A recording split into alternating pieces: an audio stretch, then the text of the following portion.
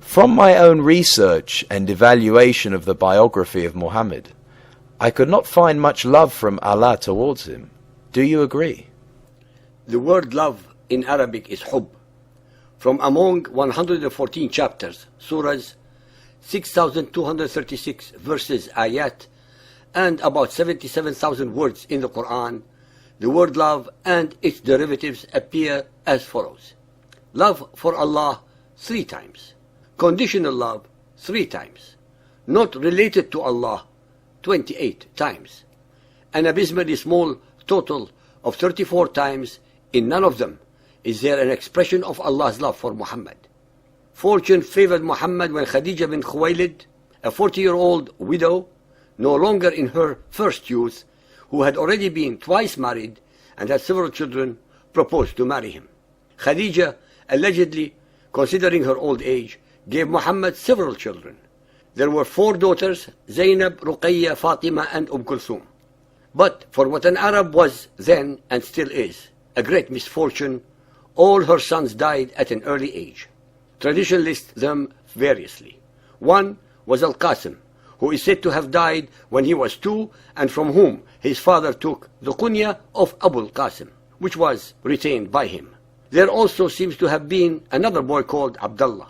From the Arabian culture point of view, not having male children is not a sign of divine blessing. From Maria al-Qutbiyya, Copt, who was given to him as a sex slave, Ibrahim, who died in infancy also. His daughter Fatima married Ali bin Abi Talib and gave birth to 2 boys, Hassan and Hussein. Sahih al-Bukhari Hadith 4.429, Night Journey, narrated by Malik bin Sa'sa. The Prophet said, Al-Buraq, a white animal, smaller than a mule and bigger than a donkey, was brought to me, and I set out with Gabriel. When I reached the nearest heaven, we saw a man sitting with some people on his right and some on his left. When he looked towards his right, he laughed, and when he looked towards his left, he wept. Then he said, Welcome, O pious Prophet and pious son. I asked Gabriel, Who is he? He replied, He is Adam, and the people on his right and left are the souls of his offspring. Those on his right are the people of paradise, and those on his left are the people of hell. And when he looks towards his right, he laughs, and when he looks towards his left, he weeps. Anas said, Abu Dahr added that the Prophet met Adam, Idris, Moses, Jesus, and Abraham. He, Abu Dahr, did not mention on which heaven they were, but he mentioned that the Prophet met Adam on the nearest heaven and Abraham on the 6th heaven. Then we ascended to the 7th heaven, where I met and greeted Abraham, who said, You are welcomed, O son and the Prophet. Then I was shown Al-Bayt al-Ma'mur, i.e. Allah's house. Then 50 prayers were enjoined on me. I descended till I met Moses, who asked me, What have you done?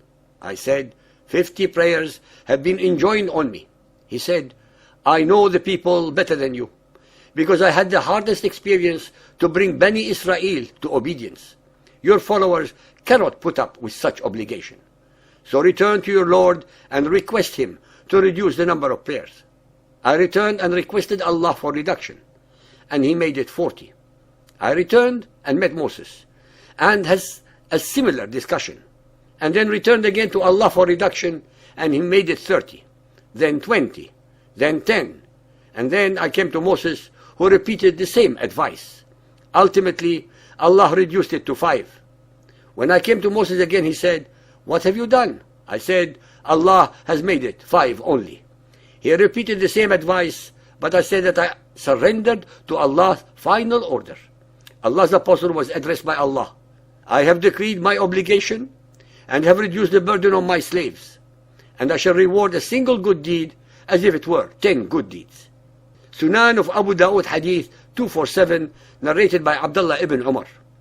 There were 50 prayers obligatory in the beginning. And in the beginning of Islam, washing 7 times because of sexual defilement was obligatory. And washing the urine from the cloth 7 times was obligatory. The Apostle of Allah kept on praying to Allah until the number of prayers was reduced to 5, and washing because of sexual defilement was allowed only once, and washing the urine from the clothes was also permitted only once. Al-Tirmidhi Hadith 5762. narrated by Abdullah bin Abbas. When some of the companions of Allah Messenger were sitting, he came out, and when he came near them, he heard them discussing. One of them said, Allah had taken Abraham as a friend. Another said, he spoke direct to Moses. And another said, Jesus was Allah's word and spirit. And another said, Allah chose Adam. Allah's messenger then came out to them and said, I have heard what you said. And you wonder that Abraham was Allah's friend, as indeed he was. That Moses was Allah's confidant, as indeed he was. That Jesus was his spirit and word, as indeed he was. And that Adam was chosen by Allah, as indeed he was. I am the one whom Allah loves, and this is no boast. On the day of resurrection, I shall be the bearer of the banner of praise, under which will be Adam and the others. And this is no boast. I shall be the first intercessor, and the first whose intercession is accepted on the day of resurrection. And this is no boast. I shall be the first to rattle the knocker of paradise, and Allah will open for me and bring me into it, accompanied by the poor ones among the believers. And this is no boast. I shall be the most honorable in Allah's estimation among those of earliest and latest times, and this is no boast. Muhammad's humility is as limitless as his mendacity. Not to have male children is definitely not a sign of divine blessing. To have Muhammad's grandchildren and his son-in-law killed in the prime of their life is also not a divine blessing. For Allah to ordain upon Muhammad and his followers 50 prayers a day is without a shadow of a doubt not a divine blessing. 50 prayers a day constitutes praying every 28.8 minutes of the day. There will be no time to sleep, to eat, to work, to rest, to have leisure, and to have sex. 50 prayers a day constitutes a punishment and not a divine blessing. It was only due to the intervention of Moses that saved Muhammad and his religion from oblivion. Muhammad accepted Allah's ordinance without understanding the magnitude of the burden that Allah was imposing upon him and his followers. Muhammad thought that the greater the number of prayers, the greater was his religion.